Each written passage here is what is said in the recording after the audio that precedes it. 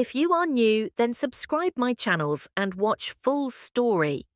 It had been 10 years since my divorce, and in that time I had grown accustomed to the quiet rhythm of my solitary life. At 45, I found comfort in the predictability of my days, but the nights were different. The silence of the house often felt heavy, a constant reminder of the emptiness I carried inside. That Tuesday night started like any other. I lay in bed, exhaustion wrapping around me like a thick blanket.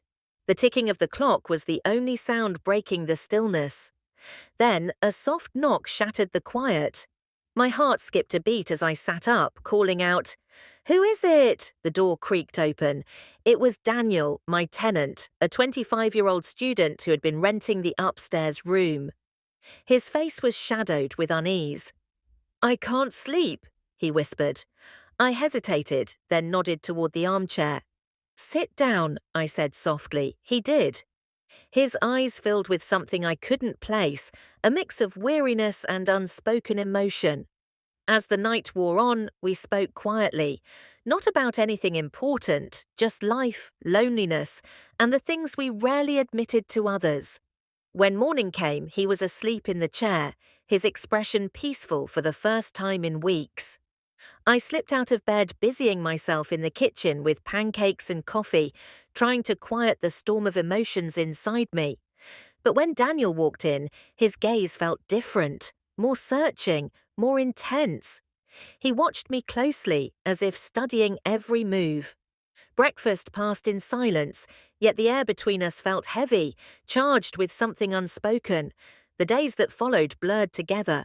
Knocks at night, conversations in the dark, a growing bond neither of us could ignore. One evening, he finally said the words that had lingered unspoken between us. "I don't know why, but being around you feels different, like you're the only one who understands me." His words hit me harder than I expected. I didn't know what to say, didn't know how to navigate the fine line between comfort and something deeper.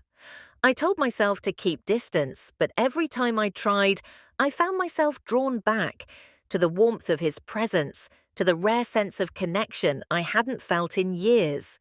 And as the night stretched on, I realized I was caught in something I didn't fully understand, a bond that was changing me, testing me, and forcing me to face feelings I wasn't ready to name. The following nights grew heavier. I found myself listening for that quiet knock, half expecting it, half dreading it. And sure enough, one night, just as the clock struck midnight, there it was. 3 soft taps at the door. I froze. My chest tightened, torn between letting him in and keeping the distance I knew I needed. "Finally," I whispered. Daniel stepped inside, his expression unreadable in the dim light. He stood there for a moment as if searching for the right words before finally saying. His voice trembled with honesty, and for the first time I realized how fragile he really was. I wanted to comfort him, to tell him everything would be fine, but my own emotions were tangled, and the weight of my own loneliness pressed harder than ever. I sat down on the edge of the bed, gesturing for him to sit across from me. "Daniel," I said softly, "we're both lost in our own ways. But crossing certain lines will only make us lose ourselves more." He lowered his gaze, silent. The room was thick with unspoken words, the air charged with tension. Finally, he nodded slowly. "You're right," he whispered. "I don't want to ruin the only place where I've felt safe in years." Relief washed over me, but it was mixed with something else, something I couldn't name. That night, he left quietly, closing the door behind him. But sleep didn't come for me. I lay awake, staring at the ceiling, my mind replaying every word, every glance, every pause. The days that followed were filled with silence.